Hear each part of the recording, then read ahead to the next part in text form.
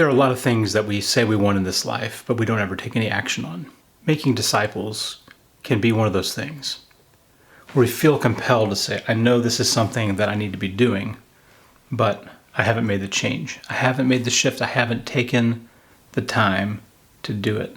If your personality is similar to mine, it's like you want to master an approach and get it all nailed down and massage it and tweak it and play with it and like borrow all these ideas and Frankenstein it all together, and you have like this master approach and you execute on it flawlessly. Well, guess what? Life doesn't work that way. In fact, I think that mindset can be a tactic of the enemy. Freeze you up, stall you out, keep you from making progress. Don't let you take a step forward. You're frozen out in your own mind. How do you get unstuck? Some of you are watching this going, I've wanted to make disciples for a long time. I've just never known where to start. I don't know what's the first step. How do I get my foot in the door? You just have to start. Don't look for the perfect approach. It's going to happen in time. In Ronald Heifetz's book, Leadership Without Easy Answers, he talks about identifying the adaptive challenge. And what he means by that is our challenges are constantly changing, and a good leader will look at a situation and go, that's what I need to address right now. You don't have to address the problem of having the perfect strategy day one. Your problem, day one, is that you're not moving forward. You need to start moving forward before you get the challenge to adapt into working a strategy intentionally that is more and more effective in what you're trying to do. That's stage two. Stage one is just get started. But sometimes we get stuck because we get stuck in this idea that the ultimate challenge is finding the right approach so that I can get started on the right foot. And so we search and look and watch YouTube and read videos and read books. I've got like 20 books on my shelf on different disciple-making approaches. They're wonderful. I have sat through countless interviews with disciple makers, and I'm constantly thinking, wow, what an insight. How do I integrate that into what I'm doing? That is genius. I need to execute on that. That's one more thing to add to the plate.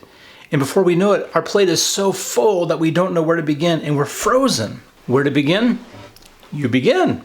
How do you begin? You begin in prayer. This is always step one.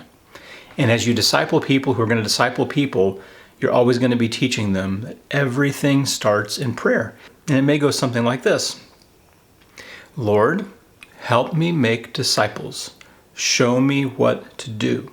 Give me boldness to be faithful to the calling which I have received. Help me to go and make disciples. Help me to repent of my ways of staying, sitting, waiting, stagnating, prognosticating, planning, strategizing with no meaningful movement or action. And Lord, when you show me the opportunity, help me to take it. Help me to step out.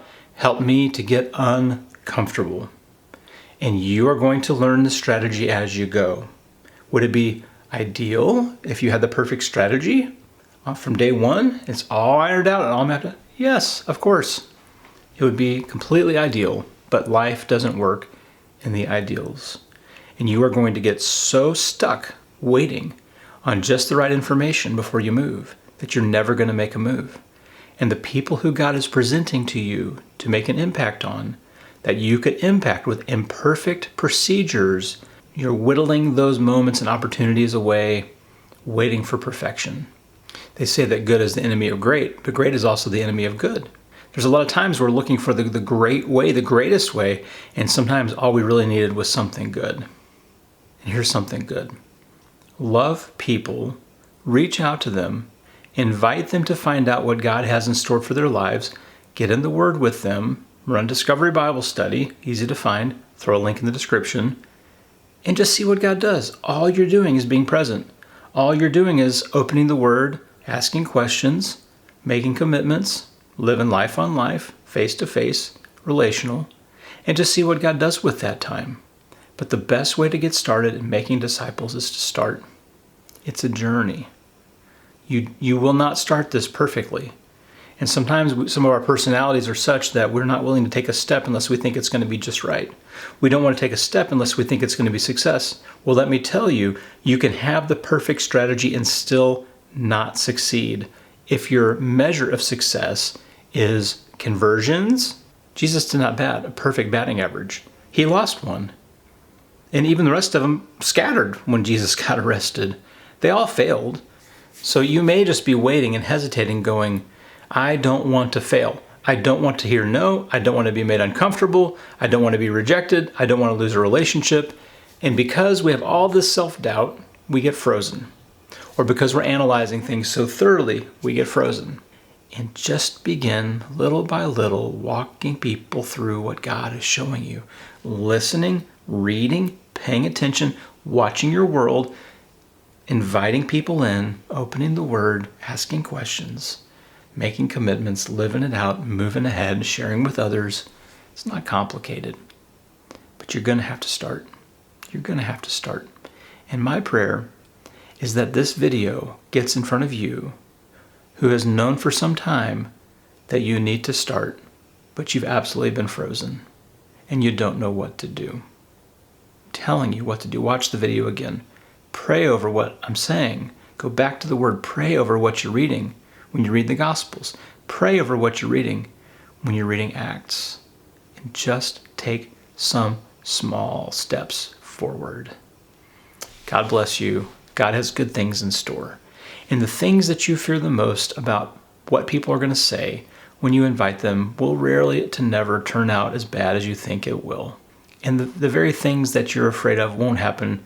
The things that might turn out negative are things you will never conceive of. So don't sweat it. God has you.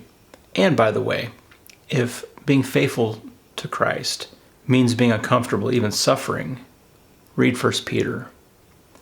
Suffering can bring great joy. Suffering can bring Christ likeness. We are called to stand firm, to resist. That's 1 Peter 5. And then if we stand firm and resist, then God will make us strong. God will renew us and restore us.